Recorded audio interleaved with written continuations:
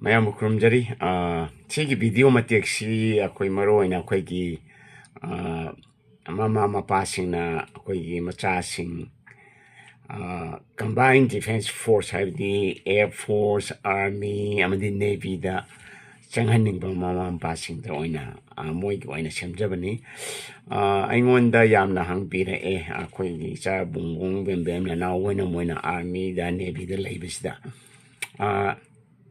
aduna India gi oina akoigi hariba combined defense service sida karigumba thabak tahonge commission officer oina thabak tahonge tungda hairani da khona moina maru oina angang singina moina changada base khoigi NDA da hadi National Defense Academy da moije training tongna ba mai tamna ba thajan biba sigi de makta moiji chahi tara tukta gi chahi tara tuka thamanga de gina chahi trama panga thamanga baugi manung side je lai ga bani moina sigi exam sida ida yauna de makta aduna saigi NDA tongna ba exam ji akoi gi UPSC gi makhada moigi combined defense services ana exam moi exam lai bane asida ida akoi army di subject atay any moy pastor ga dum 12 pastor ga dum changba ya aduga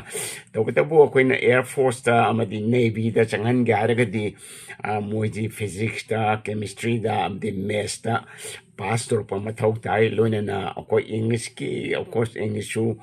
haigada bani ko aduga hairiba akoigi UPSC na loba Union Public Service Commission na loba akoigi combined defense service exam is the Yahulaga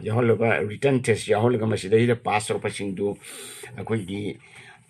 services selection board and Amanamok Kanatawi board namok moi interview lowe. Haribe interview si pastor ba the written test pastor ba di matung the moina moigi masa mausi sheng brand medical examination tawi adu pastor the high step home je pastor the moi National Defense Academy the moi army oina navy gi oina the air force ko oina moi si mai tamba yai mai tamgani chahi mari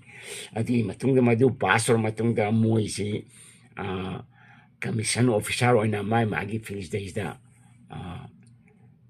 tabak tawgada bane sumaina yeng biyo mama pa officer